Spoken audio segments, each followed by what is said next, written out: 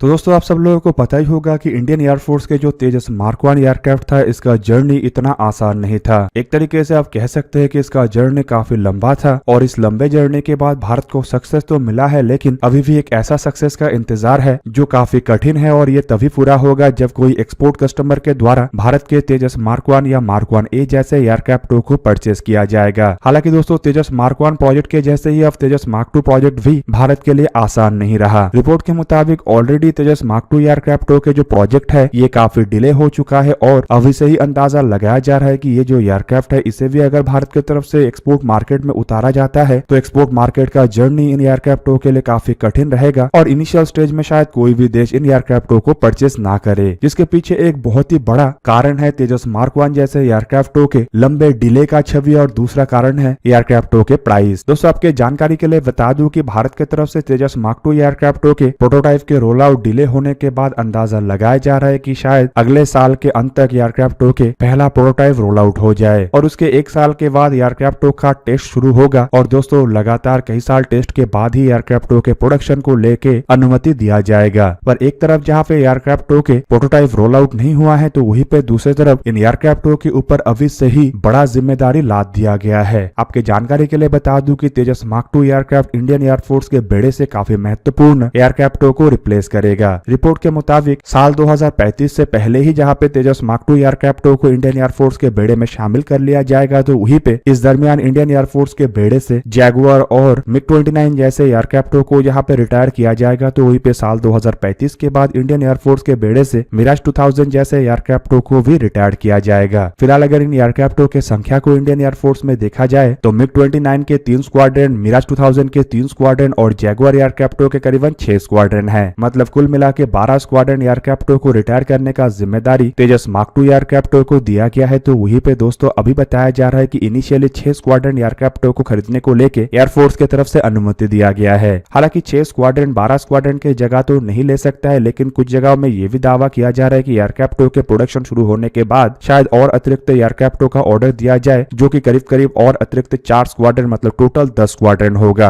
अब दोस्तों इसके अलावा कुछ और जगह में यह भी दावा किया जा रहा है कि भारत तेजस मार्क 1 और मार्क 1A जैसे एयरक्राफ्टों के साथ साथ तेजस मार्क 2 एयरक्राफ्टों को भी एक्सपोर्ट मार्केट में उतारेगा और इन एयरक्राफ्टों के जो एक्सपोर्ट पोटेंशियलिटी है वो उन्हीं देशों के अंदर होगा जो MiG-29 और मिराज 2000 F-16 जैसे 80s के दशक के एयरक्राफ्टों का इस्तेमाल कर रहा है और इन एयरक्राफ्टों को रिटायर्ड करना चाहता है। दोस्तों एक्सपोर्ट पोटेंशियलिटी को बढ़ाने के लिए हिंदुस्तान एरोनॉटिक्स लिमिटेड की तरफ से और एक ऑल्टरनेटिव प्लान भी रखा गया है जिसके अंतर्गत एयरक्राफ्टों के प्रोडक्शन को भी बढ़ाया जाएगा और एयरक्राफ्टों के जो मैन्युफैक्चरिंग कॉस्ट है उसे भी घटाया जाएगा। और दोस्तों ये दोनों ही एक दूसरे के साथ इस तरीके से रिलेटेड है कि अगर एयरक्राफ्टों के प्रोडक्शन नहीं बढ़ता है तो एयरक्राफ्टों के कॉस्ट अधिक होगा और एयरक्राफ्टों के अगर कॉस्ट कम करना है तो एयरक्राफ्टों के प्रोडक्शन को बढ़ाना अति आवश्यक है। अब ऐसे में दोस्तों 6 स्क्वाड्रन एयरक्राफ्ट अगर इंडियन एयरफोर्स की तरफ से ऑर्डर दिया जाता है तो ये एयरक्राफ्टों के प्रोडक्शन को बढ़ाने को लेके उपयोगी नहीं होगा। केवल मात्र 6 स्क्वाड्रन एयरक्राफ्टों को ही प्रोड्यूस करने के लिए मतलब करीब करीब 108 से लेके 120 तक के एयरक्राफ्टों को प्रोड्यूस करने के लिए अगर 3 से 4 प्रोडक्शन प्लांट को बनाया जाता है तो ये एक तरीके से लॉस मेकिंग डिसीजन ही होगा। मतलब दोस्तों इन एयरक्राफ्टों के प्रोडक्शन को बढ़ाने के लिए सबसे पहले इंटरनल ऑर्डर मतलब इंडियन एयरफोर्स की तरफ से किए जाने वाले ऑर्डर को बढ़ाना पड़ेगा और कम से कम 10 स्क्वाड्रन तो करना अति आवश्यक है। और दोस्तों यहाँ पे 10 स्क्वाड्रन का मतलब है 180 से लेके 200 एयरक्राफ्ट, जिससे कि एयरक्राफ्टों के कॉस्ट भी थोड़ा घटेगा और अन्य देशों के सामने किसी अन्य एयरक्राफ्टों के मुकाबले में इन एयरक्राफ्टों को किफायती लागत में भी पेश किया जा सकेगा। दूसरी तरफ दोस्तों अभी से ही बताया जा रहा है कि तेजस मार्क 2 एयरक्राफ्ट कोई सस्ता एयरक्राफ्ट होने वाला है नहीं। इन एयरक्राफ्टों में कई तरीके के ऐसे चीजों को इस्तेमाल किया जा रहा है जो मार्केट में काफी महंगा है। तेजस मार्क 2 एयरक्राफ्टों को राफेल एयरक्राफ्ट के ही तर्ज पे बनाया जा रहा है। हालांकि ये राफेल एयरक्राफ्टों के मुकाबले में वजन में हल्का होगा और एक इंजन से लैस होगा, लेकिन दोस्तों इनमें इंजन के रूप में एक अधिक पावरफुल मतलब 98 किलोन्यूटन थ्रस्ट वाले जनरल इलेक्ट्रिक के F414 इंजनों का इस्तेमाल किया जा रहा है जो फिलहाल के तेजस मार्क 1 और मार्क 1A में इस्तेमाल होने वाले F404 इंजनों के मुकाबले में महंगा है। हालांकि इन इंजनों को भारत में प्रोड्यूस करने का बात कहा जा रहा है जिससे कि इंजनों का कीमत थोड़ा घटेगा। दूसरी तरफ दोस्तों तेजस मार्क 2 एयरक्राफ्टों में कई तरीके के इंटरनल इक्विपमेंटों को लगभग 5th जनरेशन के इक्विपमेंटों के बराबर रखा जा रहा है जिससे कि एयरक्राफ्टों की कीमत और बढ़ेगा। और इसमें इस्तेमाल होने वाले जिन हथियारों का जिक्र अभी से किया जा रहा है वो दुनिया के बेहतरीन तम हथियारों में से एक तो है ही, साथ में महंगे तरीन हथियार भी है। अगर कोई देश तेजस मार्क 2 एयरक्राफ्टों को फुल वेपन पैकेज के अंतर्गत खरीदना चाहता है तो उन देशों को काफी अधिक पैसा खर्चा करना पड़ेगा। पर दोस्तों खर्चा करना या एक्सपोर्ट मार्केट में उतारना एयरक्राफ्टों के लिए जितना बड़ा चुनौती नहीं है, उससे बड़ा चुनौती ये है कि अगर कोई देश इन एयरक्राफ्टों को खरीदता है तो सबसे पहले एयरक्राफ्टों के परफॉर्मेंस और एयरक्राफ्टों के कार्य क्षमता को तो अवश्य जांचेगा। मतलब सबसे पहले वो देश ये चाहेगा कि इंडियन एयरफोर्स इन एयरक्राफ्टों को किस बेस पे इस्तेमाल कर रहा है और इंडियन एयरफोर्स में इस्तेमाल किए जाने वाले एयरक्राफ्टों का जो परफॉर्मेंस है वो कैसा है। दोस्तों इन एयरक्राफ्टों को एक्सपोर्ट मार्केट में उतार के अगर इसे सक्सेस करना है तो इंडियन एयरफोर्स को बड़े मात्रा में अपने बेड़े के लिए तेजस मार्क 2 एयरक्राफ्टों का ऑर्डर देना पड़ेगा। और दूसरी तरफ दोस्तों आपके जानकारी के लिए बता दूं कि फिलहाल जो 6 स्क्वाड्रन एयरक्राफ्टों का जिक्र किया जा रहा है ये भारत के सपने को पूरा करने के लिए पर्याप्त नहीं है, ना ही ये इंडियन एयरफोर्स के तीनों एयरक्राफ्ट मतलब मिराज 2000, जैगुआर और मिग 29 को रिप्लेस कर सकता है और ना ही एयरक्राफ्टों के प्रोडक्शन रेट को बढ़ा सकता है और दूसरी तरफ कॉस्ट को तो कभी नहीं घटा पाएगा जिससे कि मार्केट में कोई सक्सेस मिले। तो फिलहाल अगर तेजस मार्क 1 एयरक्राफ्टों के प्रोडक्शन को देखा जाए तो रिपोर्ट के मुताबिक 2 प्रोडक्शन फैसिलिटीज में एयरक्राफ्टों को अब तक 16 एयरक्राफ्ट पर ईयर के दर पे बनाया जा रहा है, जबकि हाल ही में ही नासिक में एक तीसरा प्लांट को इनोग्रेट किया गया है। और आपके जानकारी के लिए बता दूं कि ये जो प्लांट है ये साल में 5 एयरक्राफ्ट निर्माण कर सकता है और रिपोर्ट में बताया जा रहा है कि इन एयरक्राफ्टों को असल में इस प्लांट में एक्सपोर्ट के लिए ही निर्माण किया जाएगा। हालांकि कुछ अनकंफर्म न्यूज में बताया जा रहा है कि अगर भारत को बड़े मात्रा में एयरक्राफ्टों को एक्सपोर्ट करने का मौका मिलता है, मतलब किसी भी देश के तरफ से एयरक्राफ्टों को अगर 30, 40 या 70 के दर पे खरीदा जाता है तो शायद और एक प्रोडक्शन प्लांट को निर्माण किया जाए और ये चौथा प्रोडक्शन प्लांट सालाना 10 एयरक्राफ्टों का निर्माण कर सकेगा, जो कि अब तक ये जो तीनों प्लांट चल रहा है इससे अधिक दर पे एयरक्राफ्टों को प्रोड्यूस करेगा। और ये जो चौथा प्रोडक्शन प्लांट है ये संपूर्ण रूप से एक्सपोर्ट ओरिएंटेड होगा और एक्सपोर्ट मार्केट में एयरक्राफ्टों के डिलीवरी में किसी भी तरीके का डिले नहीं हो उसे सुनिश्चित करेगा। हालांकि तेजस मार्क 1 ए एयरक्राफ्टों के प्रोडक्शन समाप्त होने के बाद ये जो प्रोडक्शन फैसिलिटीज है ये आइडियल ही रहेगा और माना जा रहा है कि इन्हीं प्रोडक्शन फैसिलिटीज में तेजस मार्क 2 एयरक्राफ्टों का निर्माण हो। दोस्तों यहाँ पे तेजस मार्क 2 एयरक्राफ्टों को अगर करंट के तीनों प्रोडक्शन फैसिलिटीज में ही तैयार किया जाए तो माना जा रहा है कि ये सालाना करीब 24 के आसपास के दर पे बनेगा। मतलब हर महीना इंडियन एयरफोर्स के लिए 2 तेजस मार्क 2 एयरक्राफ्टों को निर्माण किया जा सकेगा और इस दर पे 6 स्क्वाड्रन एयरक्राफ्टों को पूरा करने के लिए भारत को 4.5 से 5 साल का समय लगेगा। तो वहीं पे दोस्तों चौथा प्रोडक्शन प्लांट अगर तेजस मार्क 1 ए एयरक्राफ्टों के लिए बनता है तो ये भी तेजस मार्क 2 एयरक्राफ्टों के प्रोडक्शन को लेके काम में आ सकेगा। कुल मिला के अगर तेजस मार्क 2 एयरक्राफ्टों को एक चौथा प्रोडक्शन प्लांट में भी बनाया जाता है तो कम से कम 34 एयरक्राफ्ट पर ईयर के दर पे बनेगा, लेकिन चौथा प्रोडक्शन प्लांट तभी उपयोगी होगा जब हिंदुस्तान एरोनॉटिक्स लिमिटेड को तेजस मार्क 2 एयरक्राफ्टों को लेके एक्सपोर्ट ऑर्डर मिले। दोस्तों यहाँ पे तेजस मार्क 2 एयरक्राफ्टों को और अतिरिक्त मात्रा में इंडिजीनियस कंपोनेंटों से लैस तो किया जा रहा है, लेकिन जिस टेक्नोलॉजिकल एडवांस इक्विपमेंटों से लैस किया जा रहा है वो एयरक्राफ्टों के कीमत को इंडिजीनाइज होने के बावजूद घटा नहीं सकता, बल्कि ये एयरक्राफ्टों के कीमत को बढ़ाएगा। और एयरक्राफ्टों के कीमत को कम करने का एक ही मात्र रास्ता है और वो है अधिक प्रोडक्शन, जिससे कि डेवलपमेंट कॉस्ट और प्रोडक्शन कॉस्ट डिवाइड हो जाएगा और एयरक्राफ्टों के यूनिट कॉस्ट मतलब एयरक्राफ्ट बनने के बाद जो फ्लाई बाय कंडीशन में एयरक्राफ्टों के कॉस्ट होता है वो घटेगा। तो तेजस मार्क 2 एयरक्राफ्टों के एक्सपोर्ट पोटेंशियलिटी काफी हद तक तेजस मार्क 1 एयरक्राफ्टों के एक्सपोर्ट के ऊपर भी डिपेंड कर रहा है। आपके जानकारी के लिए यहाँ पे बता दूं कि तेजस मार्क 1 एयरक्राफ्टों के अगर बड़े मात्रा में प्रोडक्शन को लेके ऑर्डर मिलता है तो ऑब्वियसली इंडिया के द्वारा बनाया हुआ एयरक्राफ्टों के चाहत मार्केट में बढ़ेगा और भारत की तरफ से